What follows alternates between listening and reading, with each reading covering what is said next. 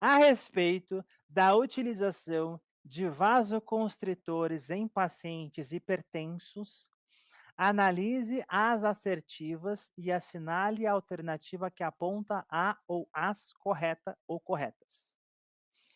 Então vamos lá. Primeira afirmação, ó, longa essa questão. Primeira afirmação.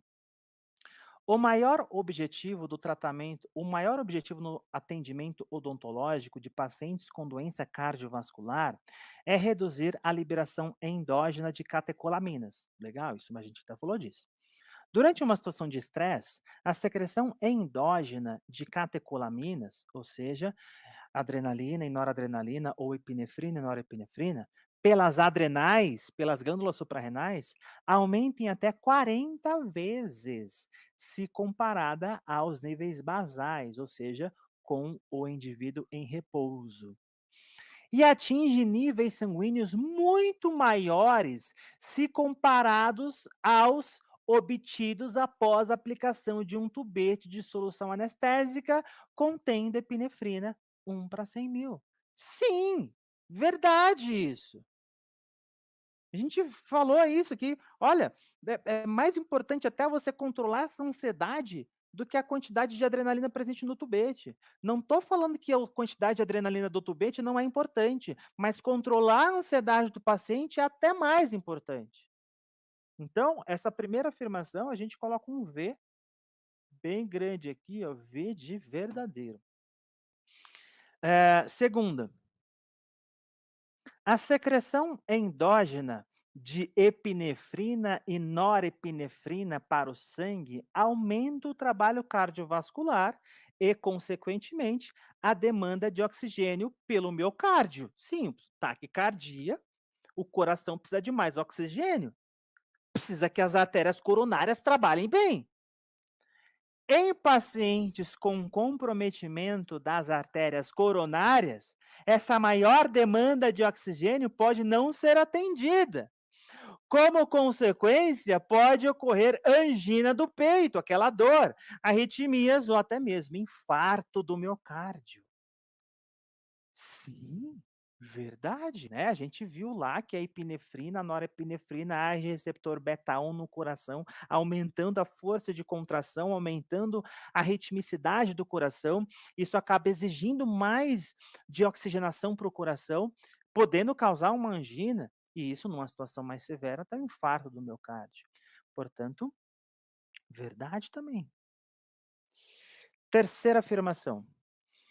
O emprego de soluções anestésicas com epinefrina pode ser benéfico aos pacientes hipertensos ou portadores da maioria das cardiopatias com a doença controlada.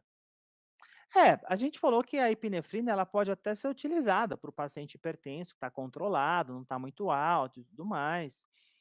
Na dose máxima de 40 miligramas por consulta. Oi? 40 miligramas por consulta? Você matou o cara se você administrar 40 miligramas.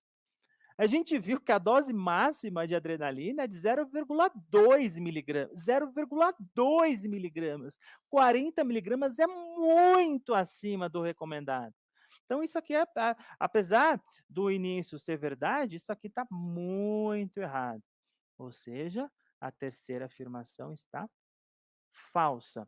Portanto, é correto somente aquilo que se afirma em isso aí, o Felipe já tinha acertado ali, ó. 1 e 2. 1 e 2 estão corretas. Uma questão mais fácil agora. Qual é a dose máxima opa, deixa eu limpar aqui. Qual é a dose máxima do vasoconstritor adrenalina para um paciente adulto normal? Paciente adulto sem doença cardiovascular. Opção A, 0,1 miligramas, opção B, 0,2 miligramas, opção C, 0,04 miligramas, opção D, 1 miligrama, opção E, 2 miligramas. Você poderia lá na hora da prova, se caísse uma questão dessa ou parecida com essa, você poderia ficar ali em dúvida entre B e C, entre B e C. Mas a opção correta é a opção B. Por quê? Porque a opção C é a quantidade máxima que você pode utilizar para um paciente que tenha algum comprometimento cardiovascular e que não tem uma contraindicação total de adrenalina. Então aí seria a resposta C, mas como aqui o paciente é normal, ele fala normal, eu não concordo muito com esse nome normal, né, mas enfim, poderia ter colocado aqui para um paciente sem comprometimento cardiovascular, mas enfim, a gente entendeu. Então para o paciente sem comprometimento cardiovascular, a quantidade máxima é de 0,2 miligramas. Essa questão era uma questão mais fácil, né. Questão de vitória. Essa questão era uma questão bem chatinha e difícil, porque envolvia o conhecimento de várias lesões e, assim, conhecimento até relativamente grande. Eu, por exemplo, no meu conhecimento de professor, a gente tem que estudar essas lesões para estar fresco na cabeça. Então, assim, a gente depois preparou um resuminho rápido de cada uma dessas lesões. Vocês vão estudar isso, não vão ficar muito focado em outras características, porque senão vai ser muita informação para armazenar aí no HD cerebral de vocês. Questão de Vitória, 2019. Assinale a alternativa correta referente às características das neoplasias benignas de origem neural. Então, os neuromas encapsulados em paliçadas orais não são incomuns? Então, quer dizer, são até que comuns, né? Não são incomuns, quer dizer que são comuns. Embora muitos provavelmente sejam diagnosticados microscopicamente como neurofibromas ou neurilemomas. A lesão ocorre mais frequentemente no palato duro, gengiva e mucosa labial, embora possa ocorrer em outras localizações orais. Só vou adiantar que isso é a alternativa correta, tá? Essa é a alternativa correta. Agora, as outras. Alternativa B, o neuroma traumático é uma neoplasia verdadeira? Ele não é uma neoplasia verdadeira. A gente viu no slide lá, antes do hemangioma. Então, o neuroma traumático ele não é uma neoplasia verdadeira, tá? Ele é uma alteração que acontece por conta do trauma. Até o próprio nome fala, né? Neuroma traumático. Aí a segunda parte está certa. Resultado da proliferação do tecido neural após uma transecção ou outro dano ao feixe nervoso. Só o que está errado é que não é uma neoplasia verdadeira. C. O neuroilemoma é uma neoplasia benigna neural, com origem nas células de Schwann. Até aí está certo, tá? É uma lesão relativamente incomum, embora 25 a 48% de todos os casos ocorram na região de cabeça e pescoço. Até aí está certo.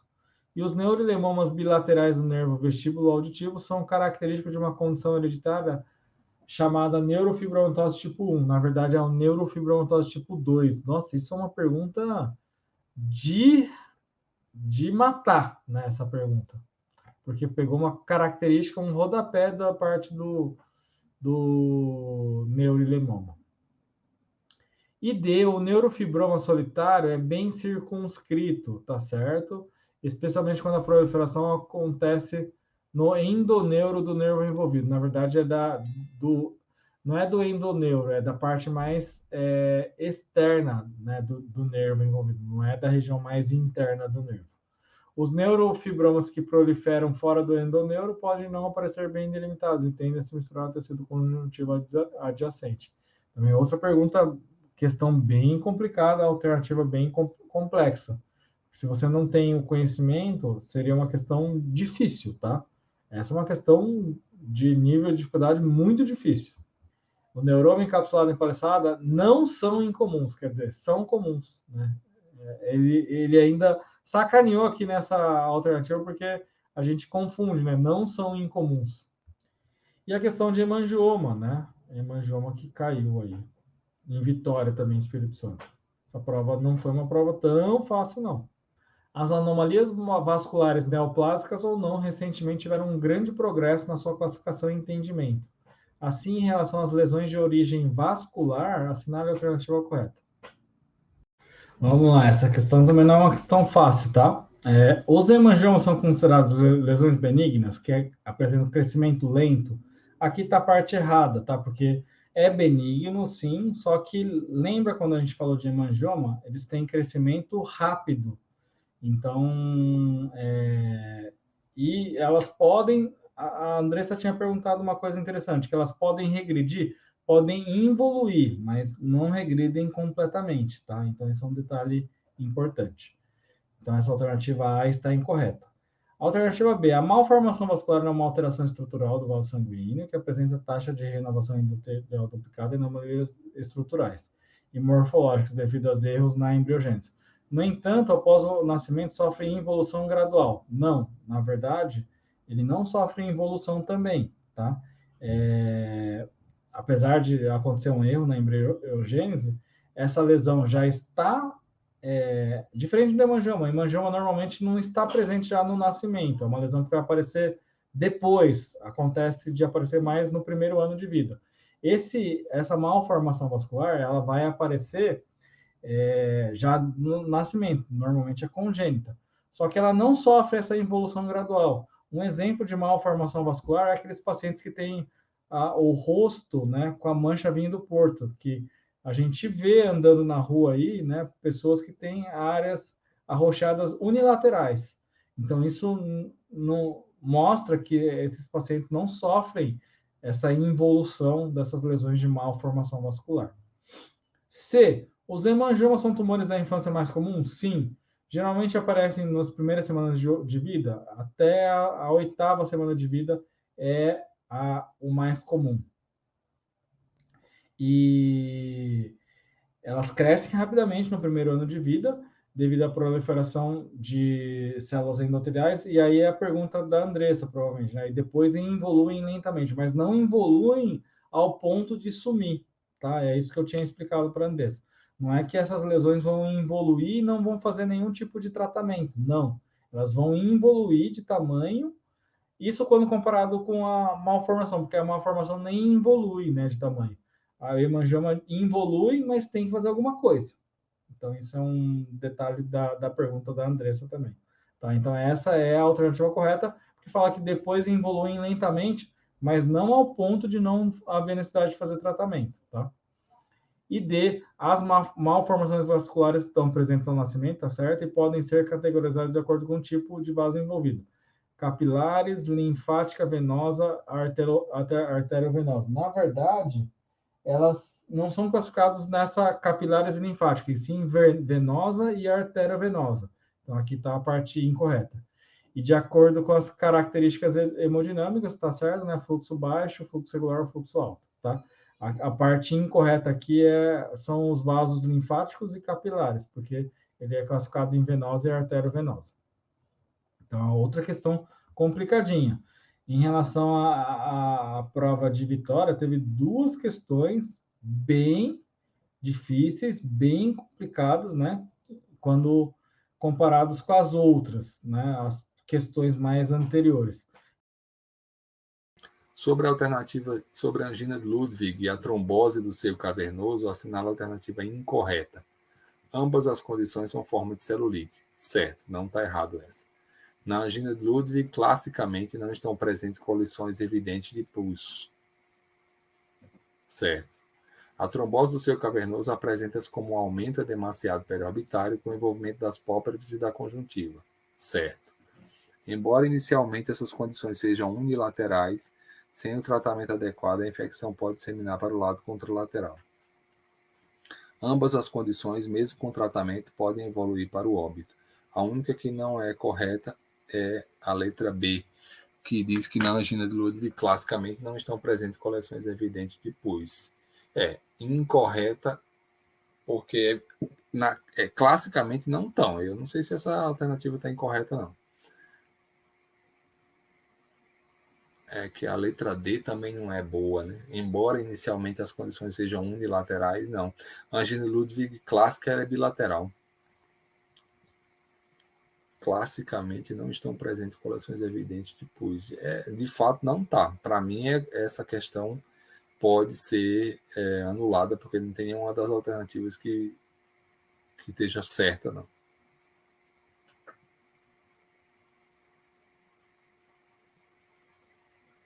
Ele está querendo dizer, se ele diz que essa alternativa B é a incorreta, é que a angina de Ludwig pode ter coleções evidentes de pus, e evidente não tem.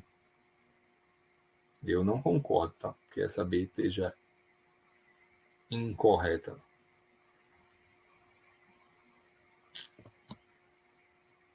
Eita, classificação de Perry Gregory. Um dente impactado é um dente que falha ao irromper. É um gênio, o cara que elabora uma questão. Já começa com uma dessa na canela já. As causas da impacção podem ser dentes adjacentes retidos, osso de recobrimento denso, tecido mole excessivo, tamanho das arcadas dentárias reduzido ou anormalidade genética.